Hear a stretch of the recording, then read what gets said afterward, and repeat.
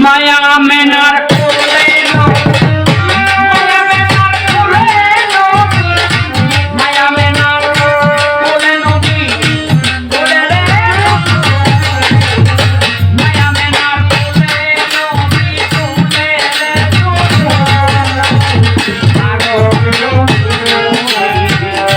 মোহাম্মদ রাসূল আরশের রাসূল মোহাম্মদ রাসূল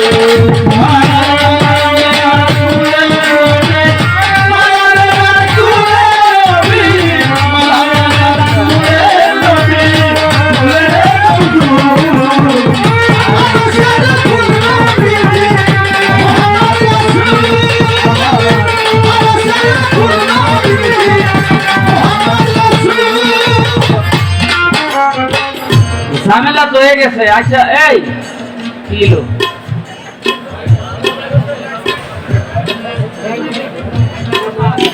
গার্লফ্রেন্ড ফোন দিছে না?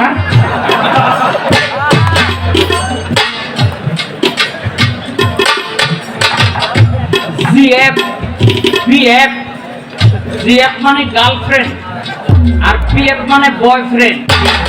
জামানা বাইরিল আগের মেয়েরা ঘরের থেকে মা বাবার অনুমতি ছাড়া বাইরে হতো না, আর ওখানকার সেন্ডিরা ঘরের থেকে বাইরের সময় বাপ মাইরে জিগায়ও না। কথা ঠিক না ঠিক? আর পুলারা তো খালি হোনের লেগে সাউনের লেগে ঘরে যায়।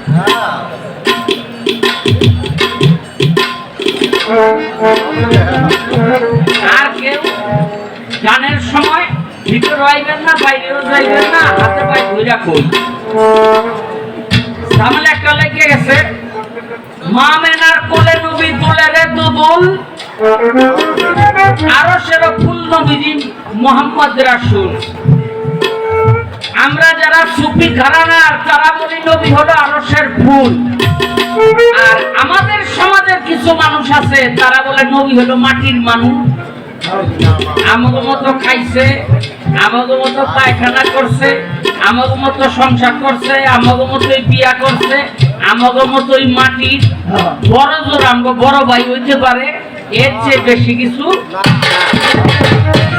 সবাই বলেন নাউজুবিল্লাহ। নবী আমাদের বড় ভাই হতে কোথাও আল্লাহ পাক কোরআনে নবীকে আমাদের বড় ভাই হিসেবে সম্বোধন করেন নাই। দেখেন সে যে আমাদের মতো মানুষ না, এটা তো মনে করেন একেবারে এক কথা সবাই স্বীকার করবে, কিন্তু সে যে কে এটা বোঝানোর জন্য আমার দু একটা কথা বলতে হবে। নবী পায়খানা করতে খেজুর বাগানে গিয়া বসতো, আর এক সাহাবী একটা ভাণ্ড নিয়া ওই পায়খানা প্রসাব সংগ্রহ করার জন্য নবী চলে আসলে করে যাইতো, গিয়া দেখতো নাই। এখানে যে কেউ পায়খানা করছে তার চিহ্ন নাই।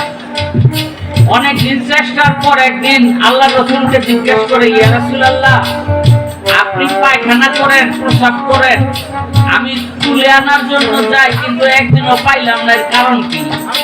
আমার নবী বলে আমি পাক, আমার পায়খানা পাক, আমার প্রসাব পাক। মাটিতে তুমি যাওয়ার আগেই তা গিলে খেয়ে নেয়, প্রেম ভাবে তুমি পাইবা কো।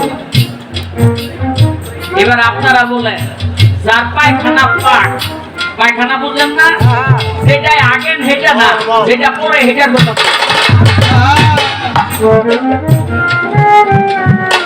বুঝলেন? আমরা পায়খানা করলে ওই এলাকায় কেউ থাকতে পারে না, আর আল্লাহর রাসূল পায়খানা করলে মাটিতে ভর্তি করে খাইয়ে নিত, খুঁজেই পাওয়া যাইতো না। এখন যারা বলে যে আল্লাহর রাসূল হইল আমাদের মতো মানুষ, আমাদের বড় ভাই, ছোট ভাইরে একটু অনুরোধ করি, একটু পায়খানা কইরা বিবিরে নিয়ে কইয়েন যে নেই, এই যে আমি ছাড়ছি। পয়লাই বাপের বাড়ি ফোন দিয়া কইবে হয়তো পাগল হয়ে গেছে, হয়তো আপনার পাঠাও নাইলে আমারে লয়ে যাও। কথা ঠিক না বেঠিক? তাহলে আল্লাহ রাসূল আমাদের মতো মানুষ হতে পারে না।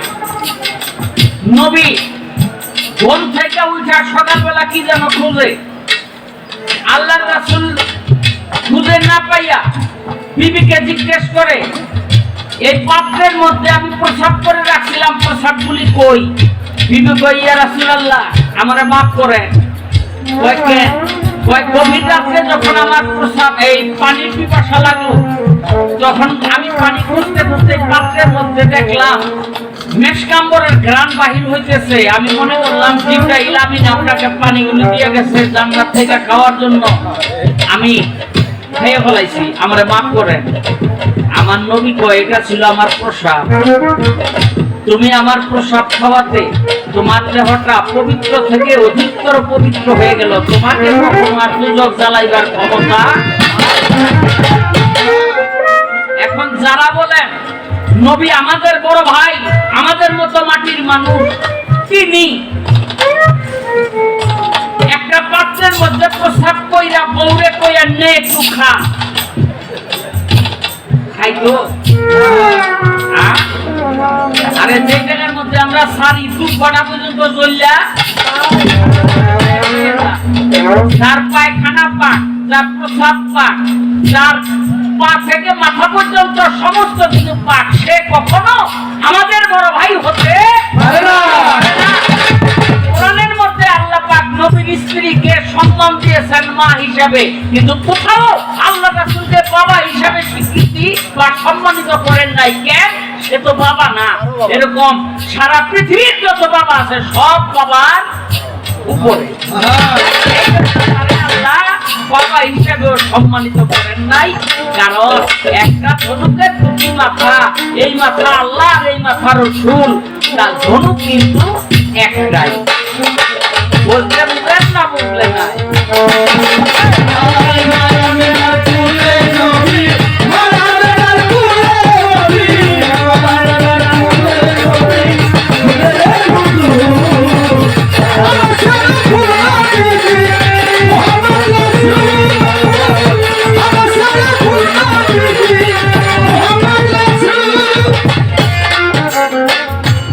সে ফুলেরই সৌরভে